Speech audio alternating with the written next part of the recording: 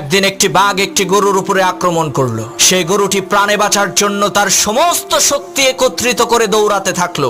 দৌড়ানোর এক পর্যায়ে গরুটি একটি পুকুরের মধ্যে লাফ দিল।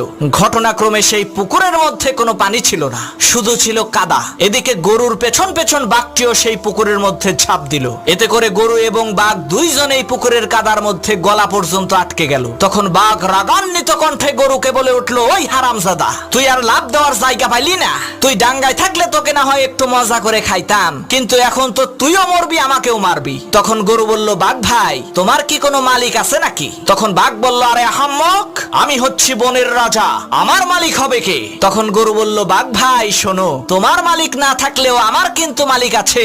সন্ধ্যাবেলায় আমার মালিক আমাকে এখান থেকে উদ্ধার করে নিয়ে যাবে, আর লোকজন জড়ো করে আনন্দ উল্লাস করতে করতে তোমাকে পিটিয়ে মারবে।